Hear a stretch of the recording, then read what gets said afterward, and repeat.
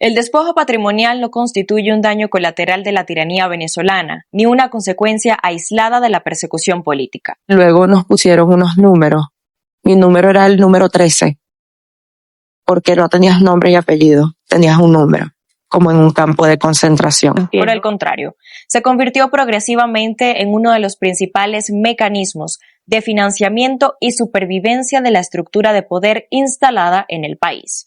A medida que los ingresos provenientes de la renta petrolera comenzaron a desplomarse por el colapso de PDVSA, la corrupción estructural y las sanciones internacionales dirigidas contra funcionarios y empresas estatales, el régimen encontró en la confiscación de bienes privados una nueva fuente de recursos. La propiedad dejó de ser un derecho protegido por la Constitución para transformarse en un activo susceptible de ser apropiado por quienes controlaban el aparato estatal. En este contexto, la persecución política dejó de responder únicamente a objetivos ideológicos o de control social. Cada empresario, profesional, comerciante o dirigente opositor pasó a representar también una oportunidad económica. La detención arbitraria, la fabricación de expedientes penales, las acusaciones de terrorismo, conspiración o legitimación de capitales y las inhabilitaciones administrativas se convirtieron en instrumentos para justificar la apropiación de empresas, inmuebles, vehículos, cuentas bancarias y otros activos. La represión comenzó entonces a producir beneficios financieros directos para redes de funcionarios civiles y militares, dando origen a un modelo en el cual la persecución y el enriquecimiento ilícito pasaron a formar parte de una misma estructura criminal. Diversas investigaciones periodísticas e informes internacionales han señalado que operadores financieros vinculados al entorno presidencial, entre ellos el empresario colombiano Alex Saab, desempeñaron un papel determinante en la construcción de complejas redes destinadas a movilizar recursos provenientes de operaciones opacas del Estado venezolano. ¿Secreto? No. A través de compañías de papel registradas en múltiples jurisdicciones, contratos sobrefacturados, importaciones ficticias y sociedades offshore, dichas estructuras facilitaron el ocultamiento de activos cuya trazabilidad resultaba cada vez más difícil para las autoridades internacionales. Este modelo permitió reciclar recursos obtenidos mediante corrupción y convertirlos posteriormente en inversiones inmobiliarias, empresas, cuentas bancarias y patrimonios familiares distribuidos en distintas regiones del mundo. Dentro del territorio venezolano, los organismos de inteligencia y seguridad experimentaron una transformación que excedió ampliamente sus funciones constitucionales.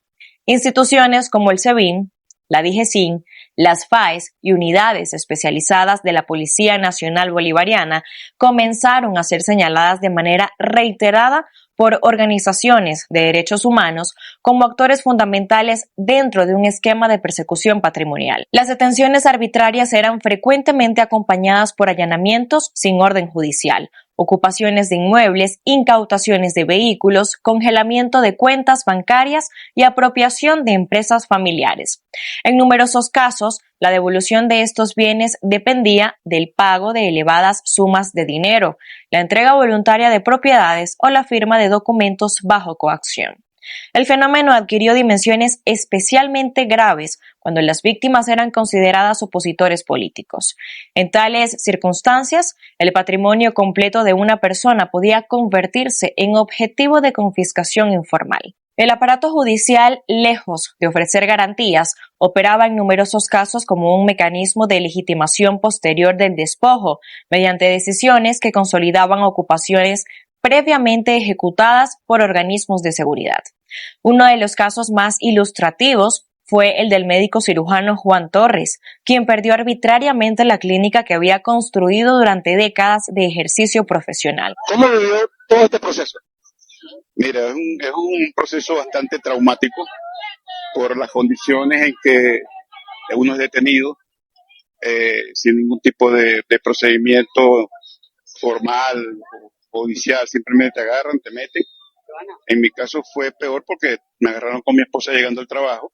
El centro médico, resultado de años de inversión y trabajo especializado, fue absorbido por el Estado sin que existiera un proceso judicial transparente, una indemnización adecuada ni garantías mínimas de defensa. Más allá del perjuicio económico, la confiscación implicó la destrucción de un proyecto de vida y la pérdida de una infraestructura sanitaria que presentaba servicios a cientos de pacientes. Igualmente dramático fue el caso del ciudadano José Breijo. Después de permanecer encarcelado por motivos políticos y obtener finalmente su libertad, descubrió que su vivienda había sido ocupada por el mismo funcionario responsable de su detención. La apropiación de su hogar representó una manifestación extrema del uso del poder estatal para beneficio personal de agentes públicos. La imposibilidad de recuperar su patrimonio, la ausencia absoluta de protección judicial y el profundo impacto emocional derivado de estos hechos provocaron un acelerado deterioro de salud física y psicológica que culminó con su fallecimiento. Casos como estos evidencian que el despojo patrimonial no solo produce pérdidas económicas, sino que genera consecuencias humanas irreparables.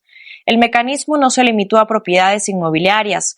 Numerosos testimonios documentan la confiscación de haciendas agrícolas, industrias manufactureras, comercios, hoteles, estaciones de servicio, concesionarios de vehículos, maquinaria pesada, embarcaciones, aeronaves privadas y activos financieros. En múltiples oportunidades, estos bienes fueron posteriormente transferidos a terceros, vinculados al poder militar y político, utilizados por altos funcionarios o revendidos mediante operaciones simuladas a través de empresas controladas por familiares y testaferros. La dimensión internacional de estas operaciones comenzó a hacerse evidente cuando distintos sistemas judiciales iniciaron investigaciones sobre el destino final de los activos venezolanos. Una parte importante de los bienes obtenidos mediante corrupción y despojo fue canalizada hacia mercados inmobiliarios de América Latina, Europa y Norteamérica, utilizando sociedades instrumentales registradas en paraísos fiscales o jurisdicciones con escasa transparencia financiera. Los inmuebles de lujo adquiridos en ciudades como Miami, Madrid, Panamá, Barranquilla, Ciudad de México o Lisboa comenzaron a aparecer en investigaciones relacionadas con lavado de dinero procedente de Venezuela. Un ejemplo representativo ocurrió en Colombia, donde la Fiscalía General impuso medidas cautelares con fines de extinción de dominio sobre un conjunto de inmuebles, lotes y sociedades vinculadas a Alex Saab en Barranquilla, cuyo valor fue estimado en más de 35.000 millones de pesos colombianos. Según las investigaciones, dichos activos estaban registrados a nombre de empresas fachada creadas para ocultar recursos derivados de operaciones ficticias y contratos irregulares celebrados con el Estado venezolano. Este procedimiento evidenció cómo los patrimonios construidos mediante corrupción trascendieron las fronteras venezolanas e ingresaron al sistema financiero regional, utilizando complejas estructuras societarias destinadas a ocultar sus verdaderos beneficiarios. Las investigaciones desarrolladas por autoridades estadounidenses, europeas y latinoamericanas han permitido reconstruir parte de esa arquitectura financiera internacional. El uso de familiares, socios comerciales y representantes legales como prestanombres permitió dificultar durante años la identificación de los verdaderos propietarios de estos activos. La magnitud global del patrimonio bajo investigación queda reflejada en los estudios elaborados por Transparencia Venezuela. El denominado mapa de los decomisos identifica al menos 719 bienes y activos de lujo asociados a redes de corrupción venezolanas distribuidos en aproximadamente 21 países. Entre ellos figuran apartamentos de alto valor, mansiones, hoteles, edificios comerciales, aeronaves ejecutivas, embarcaciones, vehículos de lujo y participaciones empresariales. La organización estima además que los bienes identificados o sometidos a procesos de incautación alcanzan un valor cercano a los 3.571 millones de dólares, concentrándose principalmente en Estados Unidos y España, aunque también existen investigaciones relevantes en Suiza, Portugal, Panamá, Colombia, República Dominicana, Argentina y otras jurisdicciones. Estas cifras representan únicamente una parte del patrimonio detectado por las autoridades. Numerosos especialistas en delincuencia financiera consideran que el volumen real de activos movilizados desde Venezuela podría ser significativamente superior debido al empleo de estructuras fiduciarias, inversiones indirectas y sociedades registradas en territorios con elevados niveles de secreto corporativo. Cada nuevo decomiso, cada procedimiento de extinción de dominio, cada cooperación judicial internacional y cada investigación sobre lavado de activos fortalece un entramado probatorio que documenta no solo hechos individuales de corrupción, sino la existencia de un sistema diseñado para convertir la persecución política en un mecanismo permanente de apropiación patrimonial. Lo que comenzó como una estrategia interna de control terminó convirtiéndose en una de las mayores investigaciones internacionales sobre corrupción, lavado de dinero y criminalidad organizada vinculado a un Estado en la historia contemporánea de América Latina. Soy Génesis Pérez y esto fue Venezuela.